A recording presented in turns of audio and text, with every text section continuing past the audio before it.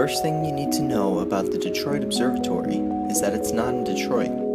It's atop a grassy hill, sandwiched between two college dorms in Ann Arbor, Michigan. The second thing you need to know is that when it was built, there were no dorms beside it. There was no hospital on the other side of the sidewalk. In 1854, there wasn't a sidewalk. There were cows.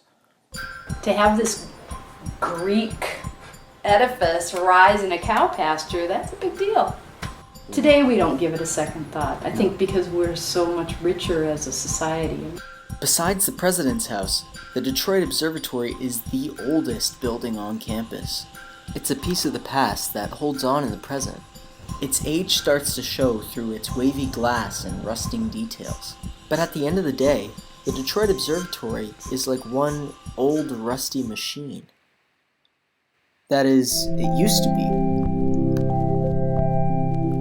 After a renovation in the 1990s, the observatory works in much the same way it did in 1854. Inside the dome, it's a system of knobs, gears, and pulleys, no electricity involved. An observatory telescope is just like any other astronomical device, but it's so big it needs a building to function. Just to keep it stable, the telescope is held up by a giant limestone pier, which, if you look carefully, doesn't touch the rest of the building.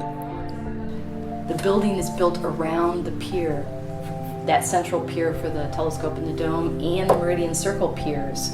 They're all separate from the building. You don't want any vibration going up those piers. You don't want anything to joggle your view. If you're looking a gazillion miles away, you want it to be rock steady. So eliminate variables, make it absolutely as steady as you can. This observatory is built for function. But a machine like an observatory doesn't need these, or these, or these. Observatories only ever need to house a telescope.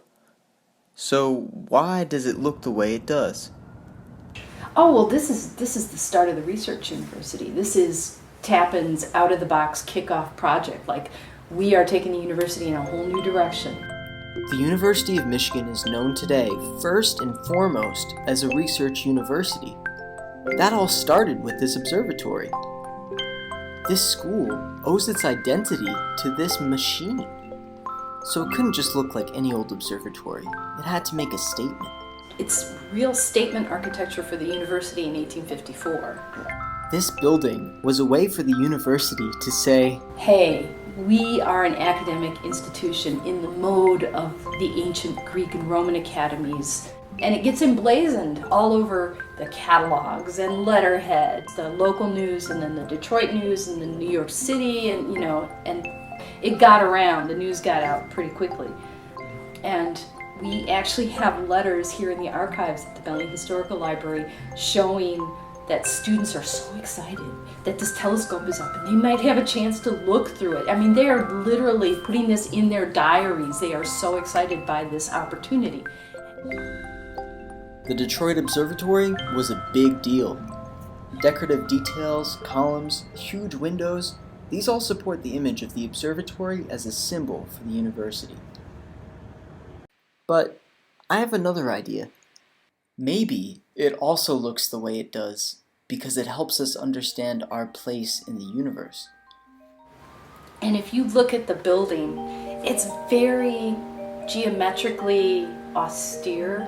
You've got the curve of the dome reflects a circle inside a square, which is the central block of the building, and then rectangles. And I've never measured them. I don't know if they're golden mean rectangles or not, but it's just very clear and easy to understand and really basic geometry, which then evokes the music of the spheres, the geometry of the heavens, and the movement of the planets and the stately progression.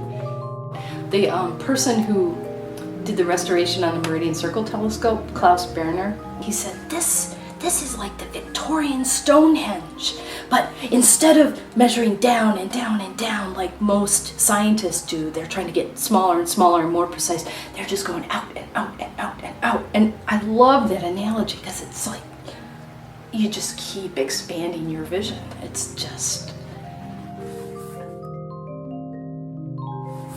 course, conversely, you become a little less significant when it's like, okay, I'm just this little speck.